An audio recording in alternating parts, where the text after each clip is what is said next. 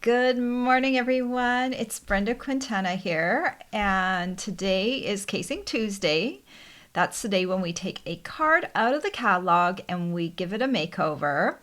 And it's always kind of interesting to see how everyone interprets their card, how much of the original card they use, and how much they alter.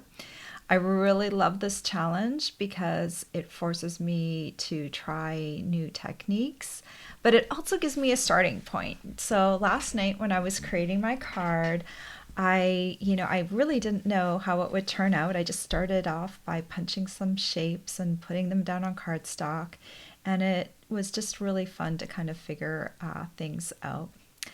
So I'm so glad you're joining me all here today. If you ever have any questions as I go through this, whether you're watching me live or during the replay, please just post them in the comments. And after I finish showing you how I made my card, I will answer your questions because I'm not good at multitasking.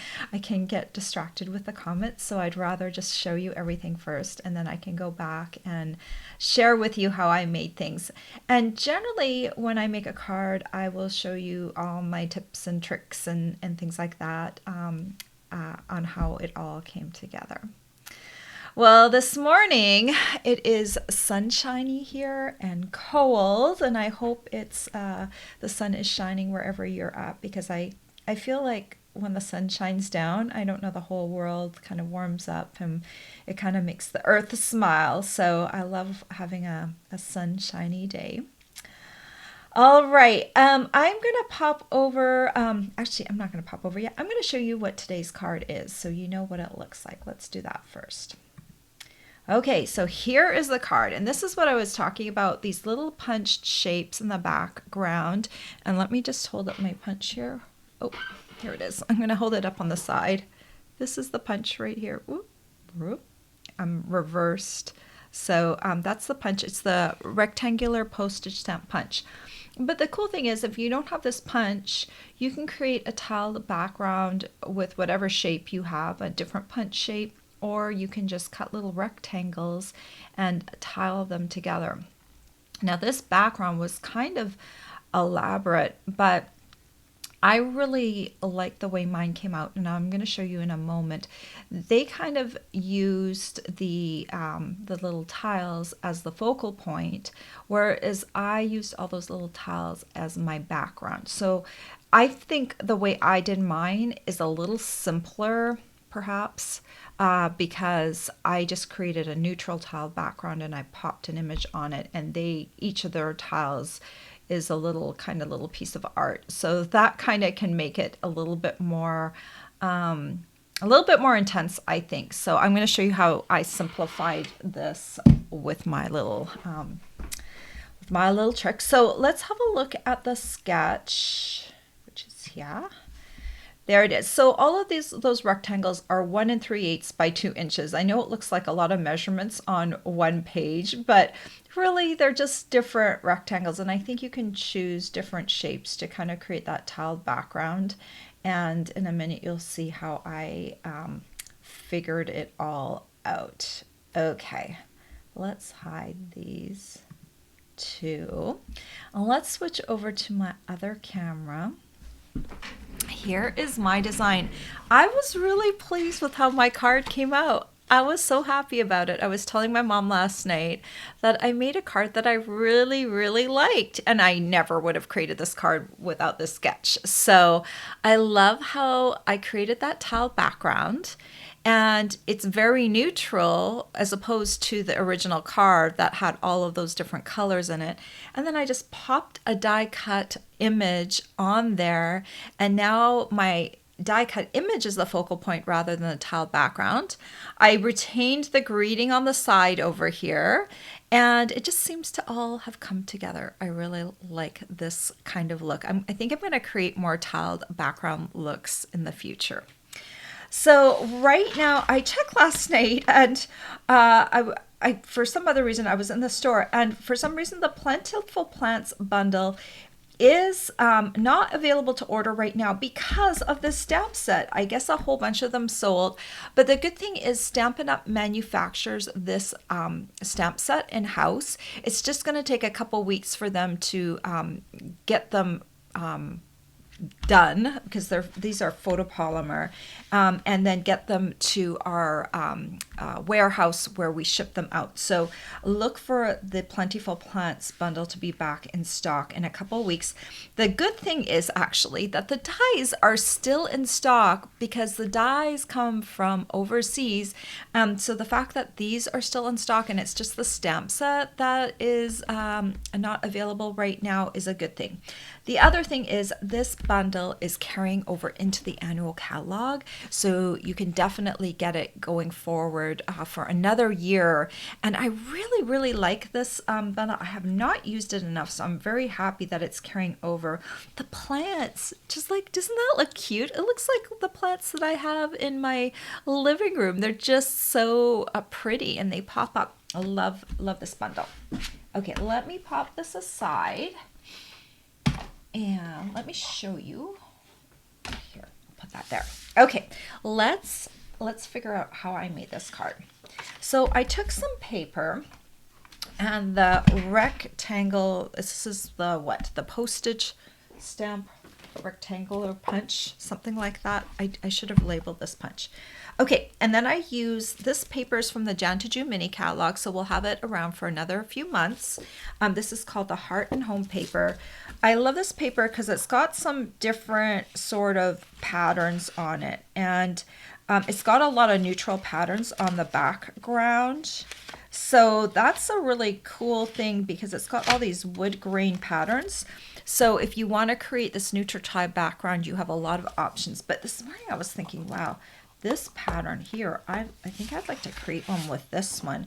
What I would do then, I'm just out of like fun stuff, I would like kind of try and line them up on like on the pattern and then create kind of like more of like an artistic background.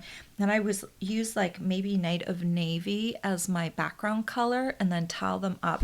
And then you could put a different kind of focal point on there. I mean, you could go with this one, but you're going to add the blue color in there. I don't know. I was just thinking that this one would make a really fun tile pattern as well. Okay, so I've got my paper right here, and I'm going to try and create all the wood grain going the same way. So I'm just going to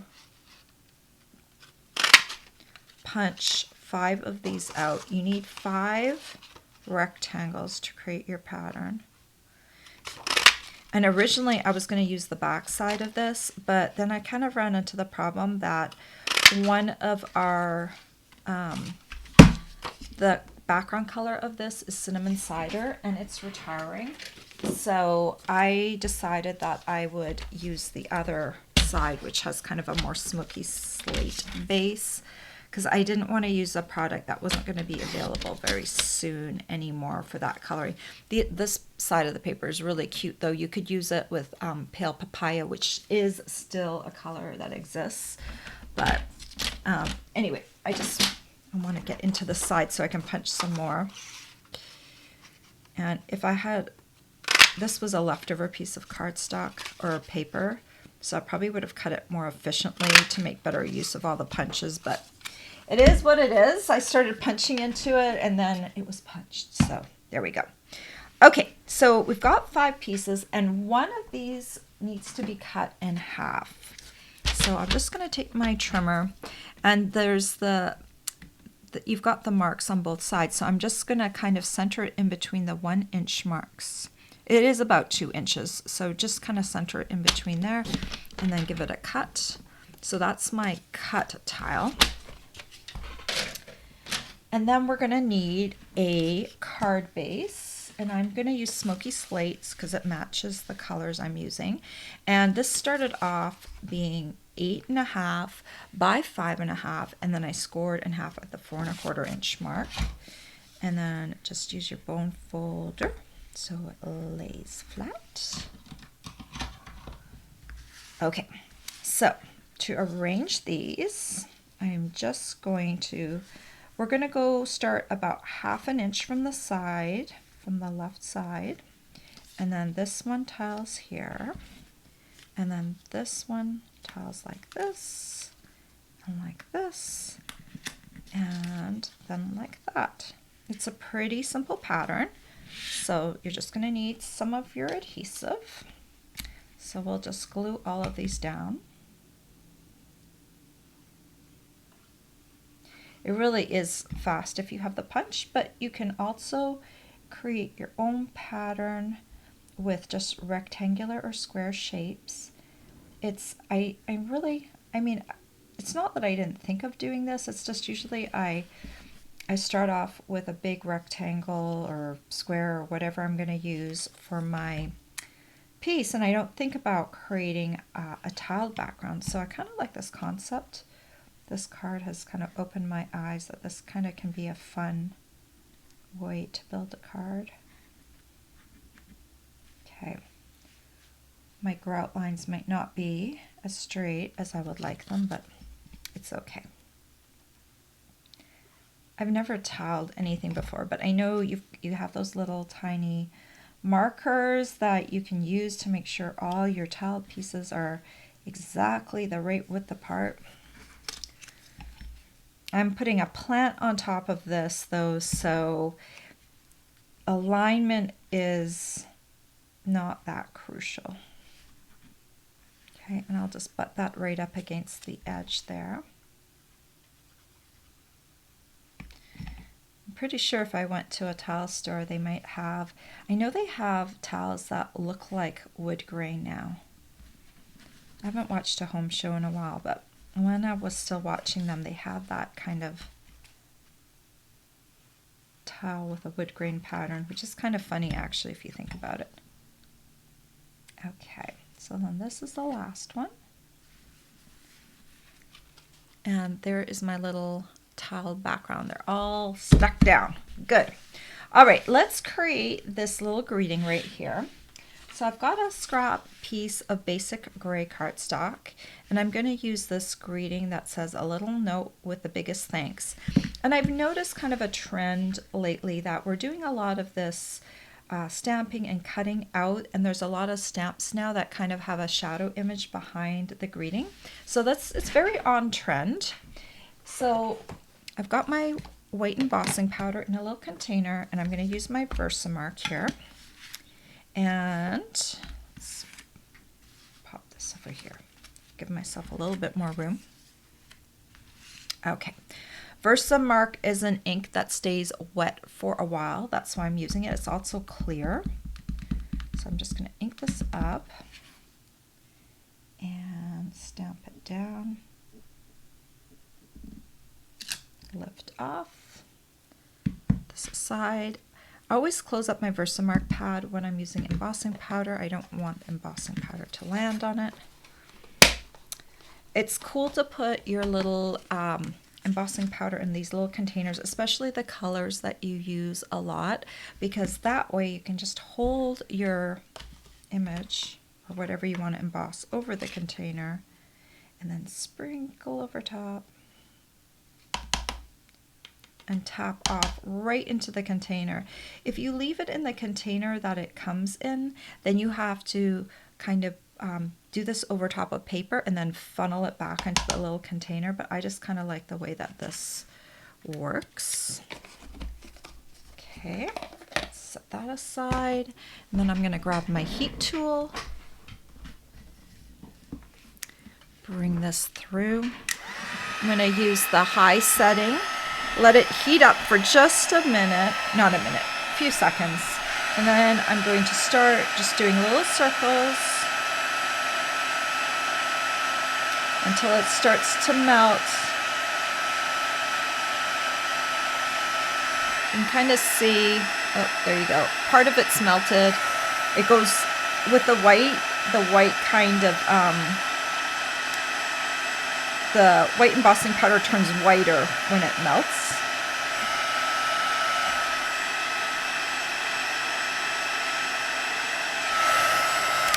Okay, that looks good. So I'm just going to wave this in the air just a little bit so it can cool off because I want to cut it out. When the embossing powder first melts, it's a little tacky to the touch, so you want to try and avoid. If you have something else to do in the meantime, you could probably just let this sit for a minute before you cut it. But I'm just going to go ahead and cut it and just be careful.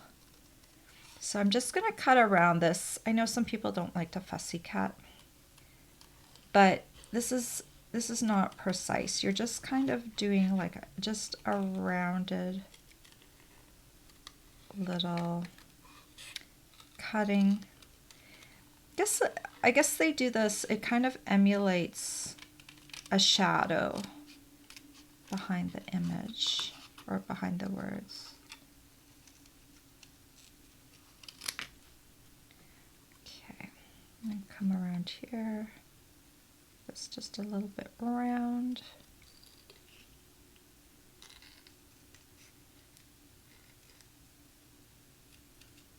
Doesn't have to be perfect.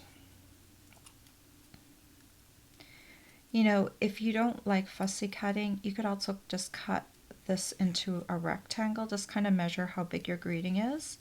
And then you could just cut it into a rectangle or emboss it right onto a rectangle. So basically you just want to cut it out and it looks like that.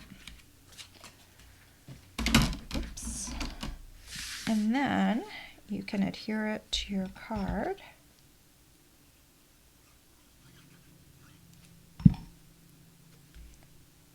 And I'm just kind of adhering it in between the two where the break is in the tile.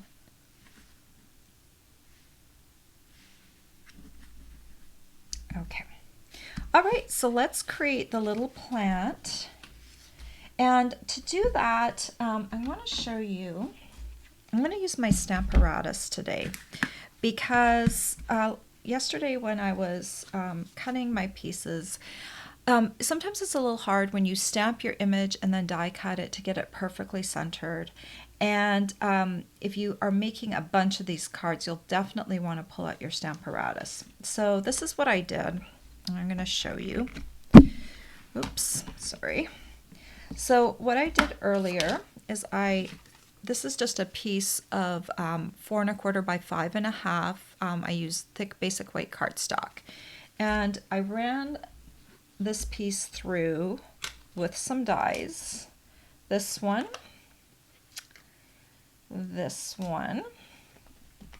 and this one. Okay, so I cut all these little holes into this piece and ran that through my Stampin' Cut and Emboss machine.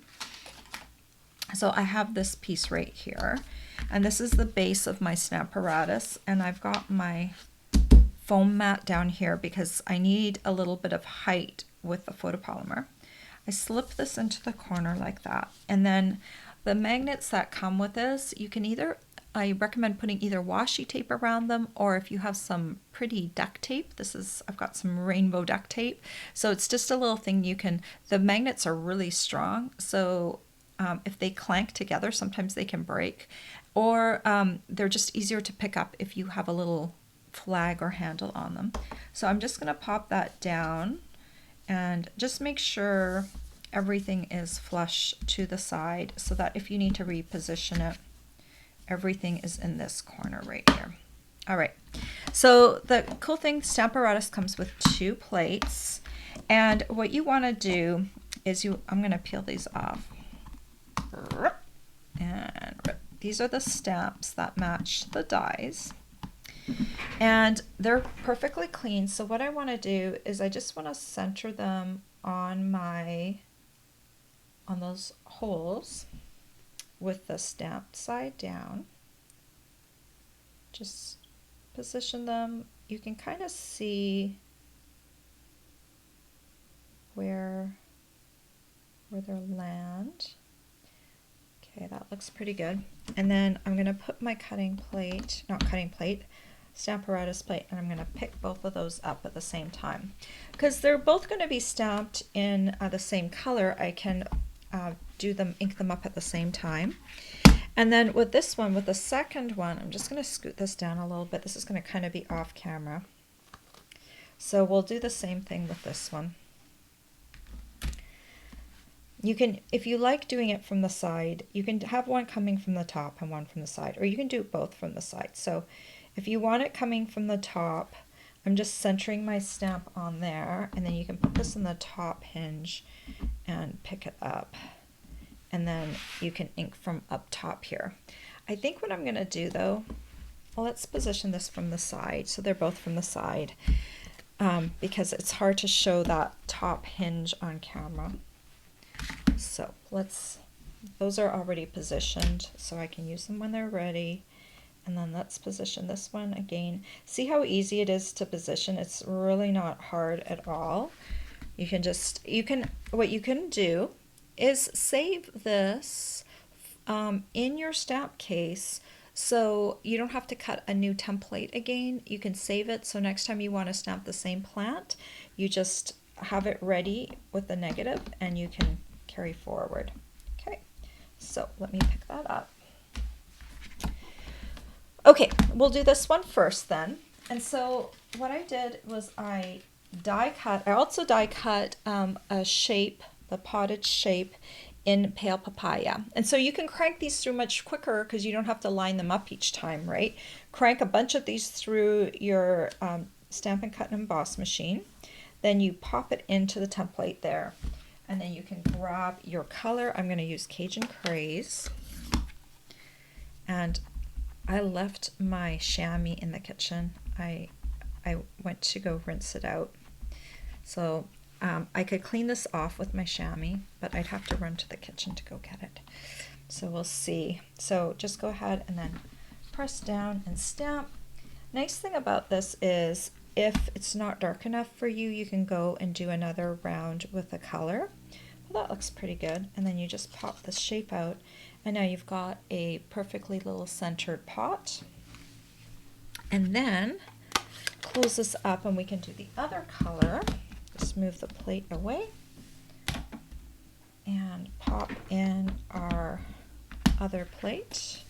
And then I've die cut the leaves in Pear Pizzazz cardstock, and I'll just pop them into the little template holes.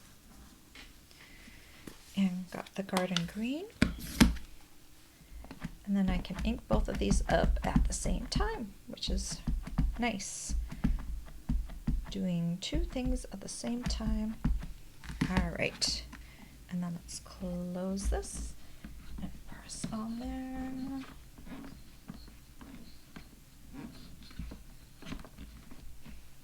And lift off. And here we go. So now this is just so much easier to die cut first and then stamp, and it's all on your thing, and you can do two at one time, so that's kind of fun. Okay, I don't show the Stamparatus a lot, but I do love it, and I do love it especially when I am doing a whole bunch of stamping, like if I'm going to do a whole bunch of cards and I want everything positioned properly. It's so nice to be able to just pop everything in there and then just keep moving the cardstock off, ink and stamp, and everything is nice. And if you ever get to the point where you are something doesn't look right, it's faded in one spot, you can go back over and push back down, so that's kind of great. Okay, so let's build our plant up first, and then we're going to pop it up on dimensional. So I'm going to take a teeny tiny bit of Tombow, like really teeny tiny. I'm just going to tuck this right behind here, because I just want to get the plant put together, and then I'll put dimensionals on it. And then this one right here. Oops. And we'll just have that kind of coming up behind there. Kind of can make my plant look a little bit bigger. Okay. Isn't that cute? All right, turn that over, and then we're going to grab some dimensionals. I'm going to use two sizes of dimensionals here. I think I can put one here And then one here. I'm trying to kind of reinforce over top of some of the seams, but once those are down, they'll be down. And then just to support some of these leaves that are kind of off to the side, just gonna pop some more little mini dimensionals on the leaves just to kind of support that whole thing. Okay, so then we'll bring back our card and let's take off these backings.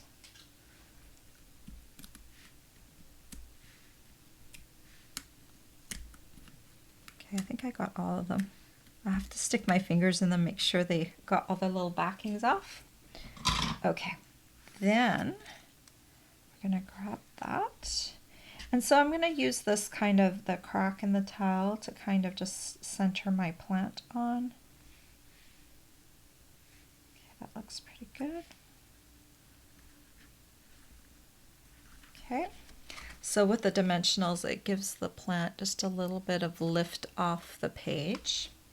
And then I'm going to take a little bow I tried earlier with some, this is the Essentials Baker's Twine, and it's got 5 different colors, and I'm using the white right here. I'm just going to put a little tiny dot of glue right there. Kind of see that? And I'm going to stick my knot of my twine on there. I find the glue really does a great job of holding it down. Actually, I find it does a better job than a mini glue dot. Because sometimes, you know, if you have your card sitting out and the room gets hot, that makes the adhesive, I don't know, it kind of heats it up a little bit in the room. And sometimes then it wants to drop its little embellishment. And not so much maybe with paper, because I think paper, you know, has little fibers that stick, but with anything that's a little bit heavier, it kind of works like that. So that just adds a little bow right there.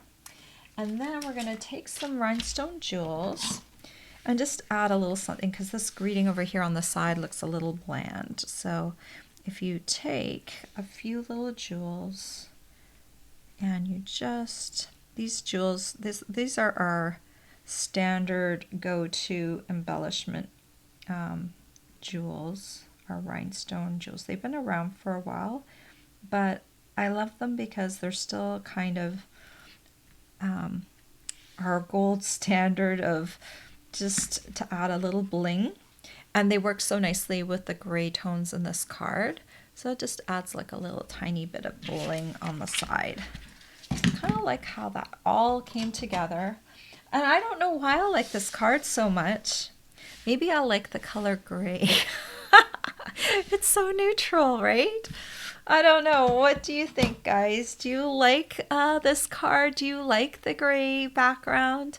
What do you think? Is the tile going to be a hard challenge for you? Just remember, this plant could be whatever image you want. Make it a flower, die cut out a flower, and then have your greeting over here. So this tile background doesn't have to be a hard thing. This doesn't have to be a hard week for you. You can really just kind of bring it in and make it look nice. Anyway, I'm happy with the way mine turned out, so it's kind of fun. I'm interested to see what your comments are, to see if you also like it, or if you're going to do this challenge. So just a couple of things. All the supplies I used today are available over on my blog. They're actually also down below in the description of this video. There's more information over on my blog than I can squeeze into the description though. So that's the first link that you'll find that you can click on to go over to my blog, which has more information. Anyway, I always reward my customers for ordering with me. So this month the host code is this one right here, and for April 2022. And so if you spend at least $15 with me using the host code, you get to choose one of my free tutorials. And then if you spend $50 with me, you get to choose the tutorial, plus you're going to get this month I am giving out the brushed brass butterflies, and you will get a full pack, not my partial pack that I'm holding up right here. But these are just really cute butterflies. They have a very thin profile, so they're really great for putting on cards because it doesn't make your card too much bulkier. And they just add a nice little bling to your cards. So that is going to be my gift for ordering this month. You need to have an order of over $50, or it's a monthly gift, so you can only qualify for one gift per month. So you need to spend at least $50 with me that in April to get that gift. Okay, I think I've done all my blah blah blah. So let's go and have a look and talk to you guys. Find out how you are. Good morning, Ellie from sunny New York. Ellie, you and I both have similar weather, I think. We're not too far apart. You get the weather first and we get it second, so I'm glad to hear you still have sun. That means we're probably going to have sun all day. Good morning, Janine. Good morning, Karen.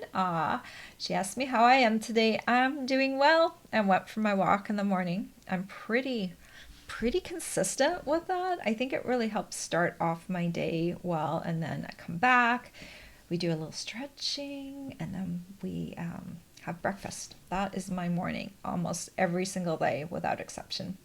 Good morning, Mary. Good morning, Dee. Good morning, Amy from Washington State. Janine says she loves her stamp apparatus. And you know what? The thing is, I do too. It's just, I'm pretty good at just like freehand stamping, so I don't show it as much as I should. But we were at, we had a Stampin' Up! Event this weekend, and one of the demonstrators, it was actually someone from the home office at Stampin' Up!, pulled out the Stamparatus, and I was like, oh yes, the Stamparatus, and the die cut and the centering of images. I don't use that enough, and I need to pull it out because that just really helped get my images centered instead of trying to sit there and center them. And I'm going to pop that template in my stamp case. That way when I use it again, it's going to be there for me. I don't have to cut a new negative. So yes, Stamparatus is awesome. Amy, you don't have a Stamparatus yet? Oh my goodness. Yes, that should be on your tool wish list. So I love to do it like if I have like lots of thank you cards to stamp, like if you're mass producing, you can like position your little greeting or whatever you want to stamp on there, and then it's just like put it in there, stamp, then get the next card, stamp.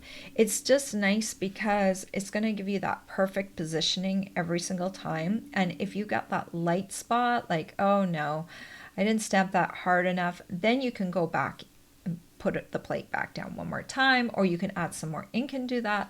And you're going to start to need that Amy with all of your customers and stuff. You're going to be stamping more thank you cards, and I know you do craft fairs too, so you're going to need that soon. Janine says it's totally worth the investment, I think, especially for restamping, to get it right, the right shade on the image right. Mary thinks the card's cute. Well, thank you.